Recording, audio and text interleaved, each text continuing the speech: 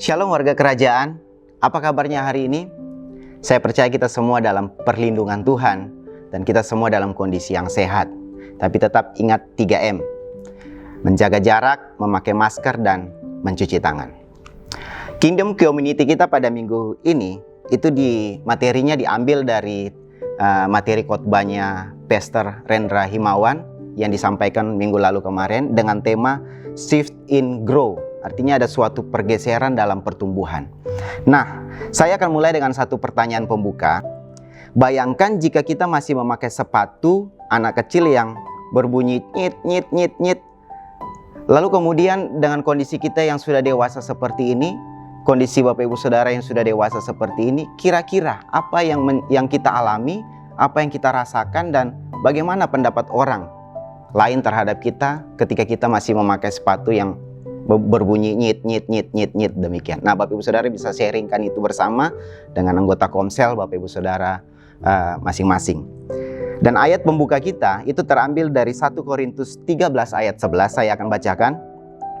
Ketika aku kanak-kanak, aku berkata seperti kanak-kanak. Aku merasa seperti kanak-kanak. Aku berpikir seperti kanak-kanak. Sekarang sesudah aku menjadi dewasa, aku meninggalkan semua sifat kanak-kanak itu. Bapak Ibu Saudara, tentunya kalau kita berbicara tentang pertumbuhan itu adalah merupakan suatu pergeseran yang membawa kita kepada sesuatu yang menuju keadaan yang jauh lebih baik lagi, pergeseran kepada sesuatu yang menuju yang jauh lebih tinggi lagi. Dan kalau kita lihat, kalau kita alami dalam konteks pertumbuhan kerohanian kita, tentunya harus terjadi dalam kehidupan kita bahwa hidup kita harus semakin hari semakin bergeser ke arah Kristus, semakin hari semakin bergeser ke arah Kristus supaya kehidupan kita jadi sempurna suatu ketika nanti sama seperti Kristus. Ada satu ayat yang akan saya bacakan di dalam Efesus pasal 4 ayat 14 dan 15 sampai 15, di mana ini merupakan tema bulan kita bulan ini, yaitu grow, bahwa maka kita tidak lagi seperti anak-anak, tetapi sebaliknya dengan penuh kasih kita senantiasa mengikuti kebenaran, berkata benar, berbuat benar, hidup benar. Dengan demikian di dalam segala hal kita semakin lama akan semakin menyerupai Kristus yang adalah kepala daripada tubuhnya sendiri, yaitu adalah hidup kita masing-masing.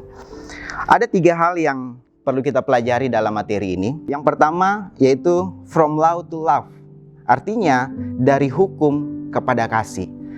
Waktu kita anak-anak, cara berpikir kita itu seperti ini Bapak Ibu Saudara. Biasanya kita melakukan segala sesuatu itu, taat kepada sesuatu itu karena kita takut terhadap hukuman. Jadi aturan yang kita jalankan itu semata-mata karena kita takut supaya kita tidak dihukum.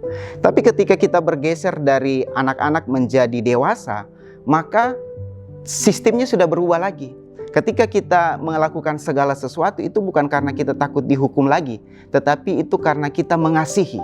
Jadi contohnya begini, ketika saya dan Bapak Ibu Saudara mengambil keputusan untuk percaya kepada Yesus sebagai Tuhan dan Juru Selamat, dan hidup kita setelah itu berbuat baik, taat, melakukan apa yang Tuhan perintahkan, itu kita lakukan bukan lagi karena kita takut dihukum, tapi semata-mata karena kita mengasihi Tuhan. Satu ayat yang saya akan bacakan dalam Kolose 3 ayat 23, apapun juga yang kamu perbuat, perbuatlah dengan segenap hatimu, seperti untuk Tuhan dan bukan untuk manusia. Sebab itu kita tidak akan bisa mengerjakan segala sesuatu dengan segenap hati jika tidak ada kasih dalam hati kita. Itu yang pertama. Yang kedua, from mind to his truth. Artinya dari kebenaran sendiri kepada kebenaran Tuhan. Waktu kita kecil, kita lebih kepada egosentris. Jadi segala sesuatu yang kita lakukan itu karena itu saya merasa benar, makanya saya lakukan. Tetapi kalau kita sudah bergeser kepada sesuatu yang menjadi ketika kita sudah dewasa, maka otomatis egosentris kita itu harus kita tinggalkan.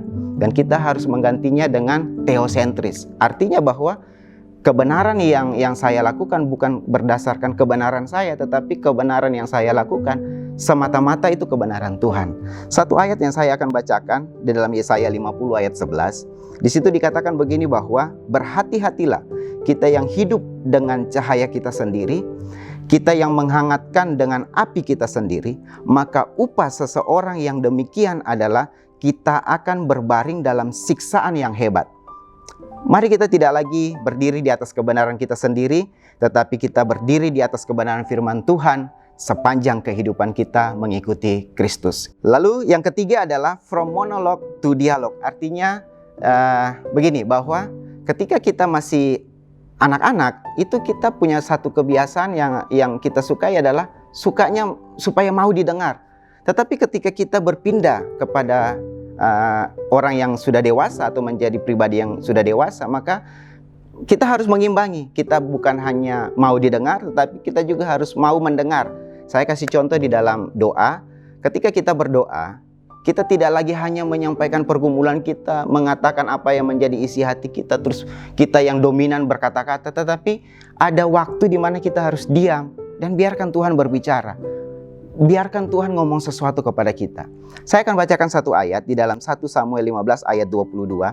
Sesungguhnya mendengarkan lebih baik daripada korban sembelihan, memperhatikan lebih baik daripada lemak domba-domba jantan.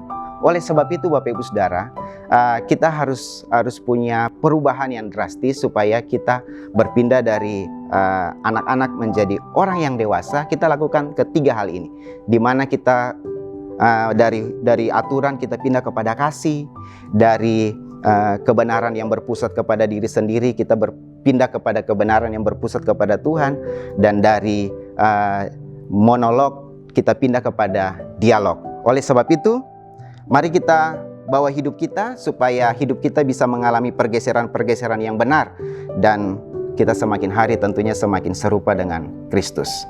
Bapak Ibu Saudara, ada 3 pertanyaan yang akan kita diskusikan bersama. Saya akan bacakan. Yang pertama, dari ketiga hal yang harus mengalami pergeseran di atas yang tadi, bagian mana yang lebih menjadi sesuatu yang sulit untuk kita bisa lakukan? Bapak Ibu Saudara bisa sharingkan. Lalu yang kedua, bagaimana seharusnya sikap kita ketika kita ditegur oleh orang lain, supaya kita tidak lagi menjadi pribadi yang selalu berpegang pada kebenaran sendiri. Bagaimana respon Bapak Ibu Saudara ketika ditegur atau diberi masukan atau dinasihati? Yang ketiga, komitmen apa yang harus kita miliki untuk kita bisa mengalami pergeseran yang membawa kita kepada pertumbuhan menuju kepada keserupaan dengan Kristus? Bapak Ibu Saudara bisa diskusi 3 poin ini, Bapak Ibu Saudara bisa sharingkan, dan saya percaya itu pasti akan menguatkan iman kita sesama komsel yang ada, dan Bapak Ibu Saudara bisa bertumbuh bersama. Dan yang paling terakhir, mari kita sempatkan waktu kita untuk kita sepakat berdoa.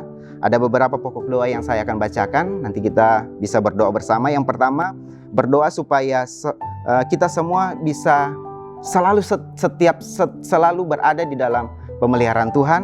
Lalu kemudian kita berdoa supaya Tuhan memberikan kita kepekaan, supaya kita bisa mendengar suara-suara Tuhan.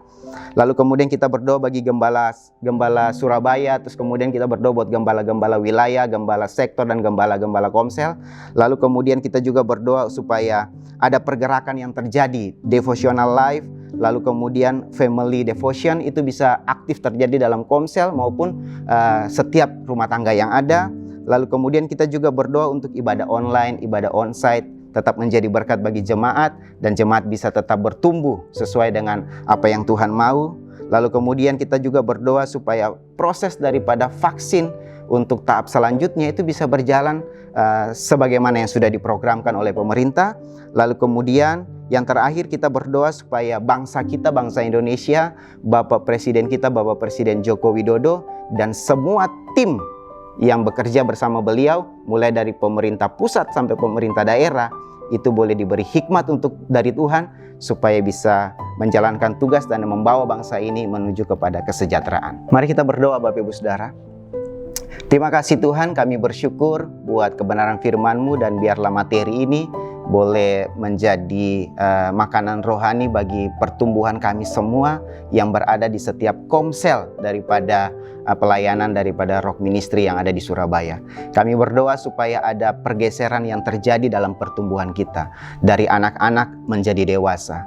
Kami tidak lagi hidup takut dihukum, tetapi kami hidup karena kami mengasihi Engkau Tuhan. Kami lagi tidak hidup di dalam berpusat kepada diri kami sendiri, tetapi hidup kami berpusat kepada Engkau. Bahkan kami tidak egois Tuhan, kami tidak mau hanya kami yang didengar, tetapi kami juga mau supaya kami mau mendengar apa yang menjadi perintah-perintah Tuhan dalam kehidupan kami. Oleh sebab itu Tuhan, biarlah materi ini boleh menjadi bahan bagi kami, menjadi makanan rohani bagi kami, sehingga lewat diskusi oleh materi ini itu boleh ada terjadi pertumbuhan rohani bagi setiap kami yang ada di Komsel. Terima kasih Tuhan, kami bersyukur di dalam nama Tuhan Yesus kami berdoa.